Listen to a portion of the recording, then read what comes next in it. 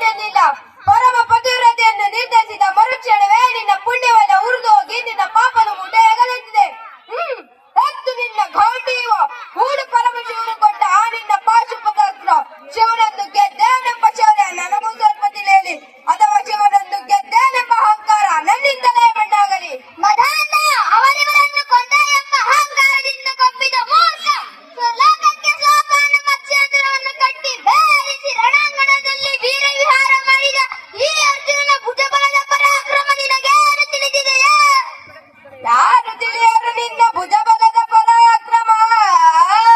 ಸಮರದೋಲಾಟಿಸಿದ ಆ ನಿನ್ನ ವಿಜಯಗಳ ಮರ್ಮ. ಎಲ್ಲದಕ್ಕೂ ಕಾರಣನು ಶ್ರೀಕೃಷ್ಣ ಪರಮಾತ್ಮ.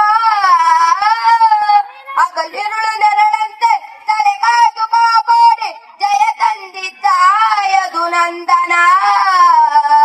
ಅವನಿಲ್ಲದೆ ಬಂದ ನೀನು ತೃಣಕ್ಕೆ ಸಮಾನ. ಅಸಹಾಯ ಶೂರ ನಾಕ್ಷೀಣ ಬಲನು, ಕರರೊಡನೆ ಹೋರಾಡಿ ಪರಶುಪಥವಂ ಪಡೆದವನು. ಆಗ್ರಹದೊಳಗುರಾಗ ಹರಿದೊಳಂ ನಿಗ್ರಹಿಸೋ ವ್ಯಾಘ್ರನಿವನು ಉಗ್ರ ಪ್ರತಾಪಿ. ಓ ಉಗ್ರ ಪ್ರತಾಪಿ.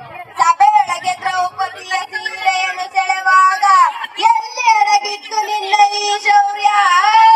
ನೂಪುರಂಗದ ಕಟ್ಟಿ ನಟಿಸಿದ ಕದರಿಯಂತೂ ನಾಟ್ಯ ಕಲಿಸಿದ ನಪುಂಸಕ ನೀನು. ಚಕ್ರವ್ಯೂಹವನ್ನು ನುಗ್ಗಿ ಛಲದಿಂದ ಛೇದಿಸದೆ ಮಗನನ್ನು ಬಲಿಕೊಟ್ಟ ಭ್ರಷ್ಟ ನೀನು. ಗಂಡಿಗಳಿಗನ ಗೆಲ್ಲು, ಗುಂಡಿಗೆಯು ನಿನಗೆಲ್ಲು. ಖಂಡಿಸದೆ ಉಳಿಸುವೆ ಹೋಗೋ ಹೋಗಲ ಶಿಖಂಡಿ.